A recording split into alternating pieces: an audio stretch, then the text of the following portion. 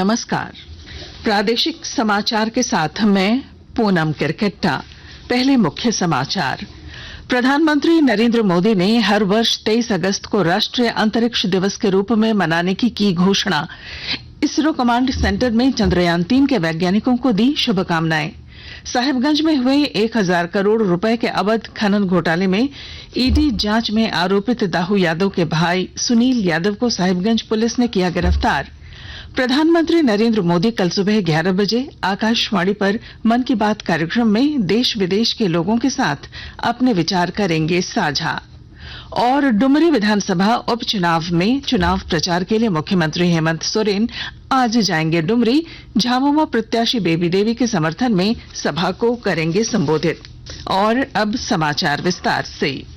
प्रधानमंत्री नरेंद्र मोदी ने आज बेंगलुरु में इसरो के कमांड सेंटर में चंद्रयान-3 मिशन की टीम के धैर्य और दृढ़ता को सलाम किया। इसरो के वैज्ञानिकों को संबोधित करते हुए प्रधानमंत्री भावुक हो गए और उन्हें बधाई तथा शुभकामना देते हुए घोषणा की कि भारत में हर वर्ष 23 अगस्त को राष्ट्रीय अंतरिक्ष दिवस के रूप में मनाया जाएगा। हमारी युवा पीढ़ी को निरंतर प्रेरणा मिलती रहे, इसके लिए एक और निर्णय लिया गया है। 23 अगस्त को जब भारत ने चंद्रमा पर तिरंगा फहराया, उस दिन को अब हिंदुस्तान नेशनल स्पेस डे के रूप में मनाया जाएगा। जब हर वर्ष national space day science, technology और इनोवेशन की स्पिरिट को सेलिब्रेट करेगा, हमें हमेशा हमेशा के लिए प्रेरित करता रहेगा।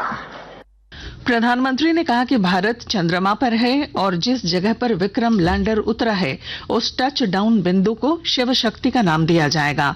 इससे आने वाली पीढ़ियों को प्रेरणा मिलेगी कि हम मानवता के कल्याण के लिए प्रतिबद्ध हैं।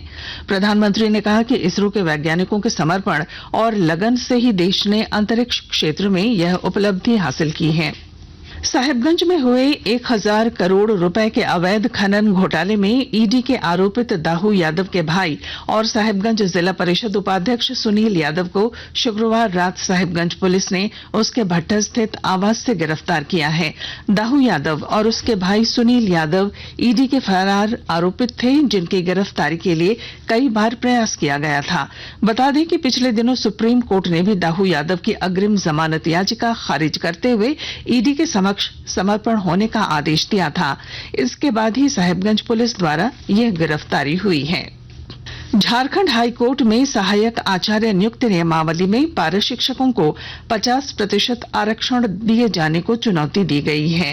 बीआरपी और सीआरपी बहादुर महतो और अन्य की याचिका की सुनवाई करते हुए झारखंड हाई कोर्ट ने राज्य सरकार और झारखंड कर्मचारी चयन आयोग जेएसएससी को नोटिस जारी कर जवाब मांगा है। अगली सुनवाई के लिए 31 अगस्त की तारीख मुकर्रर की गई है। जमशेदपुर के XLRI में Indo American chamber of commerce IACC द्वारा आयोजित बैठक को संबोधित करते हुए यूएस कॉन्सुलेट जनरल मेलिंडा पॉवेक ने कहा कि भारत अमेरिका के संबंध काफी घनिष्ठ हो गए हैं। इन्हें आपसी संबंधों में और कैसे बेहतर बनाएं, इस पर हम सभी को मिलकर काम करना है। मेलिंडा ने कहा कि वह पूर्वी और पूर्वोत्तर भारत में भारत अमेरिका संबंधों को बेहतर बनाएगी। मेलिंडा पॉवेक ने XLRI जमशेदपुर का भी दौरा किया। इस दौरान वह XLRI के ई सेल के विद्यार्थियों को सप्लाई चेन मैनेजमेंट की चुनौतियों के साथ इस क्षेत्र में क्या कुछ संभावनाएं हैं, इस पर चर्चा की। पश्चिमी सिंहभूम जिले में विद्युत विभाग द्वारा राजस्व संग्रहण के लिए विशेष अभियान चलाया जाएगा। साथ ही बिजली वितरण व्यवस्था को भी सुदृढ़ किया जाएगा। विस्तृत जानकारी के साथ हमारे संवाददाता। पश्चिमी सिंहभूम जिले में विद्युत विभाग द्वारा राजस्व संग्रहण के लिए विशेष अभियान चलाया जाएगा। साथ ही साथ बिजली वितरण व्यवस्था को भी सुदृढ़ किया जाएगा। इस क्रम में जहां 25,000 रुपए से ज्यादा के बकायेदारों से बिजली बिलों की वसूली की जाएगी, वहीं अवैध रूप से बिजली इस्तेमाल कर रहे उपभोक्ताओं को चिन्हित कर उन पर कानूनी कार्रवाई भी की जाएगी। एक मुश्त जमा योजना का प्रचार प्रसार व्यापक रूप से किया जाएगा ताकि बकायेदारों को इसका लाभ भी मिल सके। जाएंगे। दुर्गा पूजा से पहले सभी पंडालों वाले क्षेत्रों में मरम्मती का कार्य भी पूरा कर लिया जाएगा। जिले के सभी फीडरों की मरम्मती के साथ साथ खराब मीटरों को बदलने का काम भी किया जाना है। दिलीप बैनर्जी, आकाशवाणी समाचार, चाईबासा। आकाशवाणी के ताजा तरीन समाचारों के लिए आप हमारी वेबसाइट newsonair.com पर लॉग ऑन कर सकते हैं। ताजा समाचार Twitter handle @AIR news alerts और Facebook page all India radio news पर भी उपलब्ध है। आप प्रादेशिक समाचार एकांश के एक्स हैंडल @AIR News_Ranchi और फेसबुक, इंस्टाग्राम पेज तथा YouTube channel AIR News Ranchi पर भी हमारे बुलेटिन सुन सकते हैं। प्रादेशिक समाचार आप आकाशवाणी रांची से सुन रहे हैं। प्रधानमंत्री नरेंद्र मोदी कल सुबह 11 बजे आकाशवाणी पर मन की बात कार्यक्रम में देश विदेश के लोगों के साथ अपने विचार साझा करेंगे। यह इस मासिक रेडियो कार्यक्रम की 104वीं कड़ी होगी। यह कार्यक्रम आकाशवाणी और दूरदर्शन के समूचे नेटवर्क पर प्रसारित किया जाएगा। इसके अलावा आकाशवाणी वेबसाइट और news on AIR mobile app पर भी ये उपलब्ध होगा। दूरदर्शन समाचार, प्रधानमंत्री कार्यालय तथा सूचना और प्रसारण मंत्रालय के यूट्यूब चैनलों पर भी मन की बात कार्यक्रम का सीधा प्रसारण होगा। हिंदी में प्रसारण के तुरंत बाद आकाशवाणी से इस कार्यक्रम का क्षेत्रीय भाषाओं में भी प्रसारण होगा। डुमरी विधानसभा उपचुनाव में मुख्यमंत्री हेमंत सोरेन आज झामुमो प्रत्याशी बेबी देवी के समर्थन में आयोजित चुनावी सभाओं को संबोधित करेंगे। हेमंत सोरेन के साथ कांग्रेस के प्रदेश प्रभारी अविनाश पांडे, प्रदेश अध्यक्ष राजेश ठाकुर, मंत्री मिथिलेश ठाकुर, हफीजुल हसन और कई विधायक शामिल रहेंगे। डुमरी विधानसभा उपचुनाव में 373 मतदान केंद्रों पर वोटिंग होगी। डुमरी में 199, नवाडीह प्रखंड में 129 और चंद्रपुरा में 45 मतदान केंद्र समेत कुल 373 मतदान केंद्र बनाए गए हैं। मतदान केंद्र के भवनों की कुल संख्या 240 है। सिमडेगा में जिला एवं अपर सत्र न्यायाधीश आशा देवी भट्ट की अदालत ने एक नाबालिग लड़की के साथ दुष्कर्म के आरोपी मौलवी को आजीवन कारावास की सजा सुनाई। आरोपी पर 50,000 रुपए का जुर्माना भी लगाया गया है। इसके अलावा पीड़िता को धमकी देने के आरोप में 5 वर्ष की सजा और 10,000 रुपए जुर्माने की भी सजा सुनाई गई है।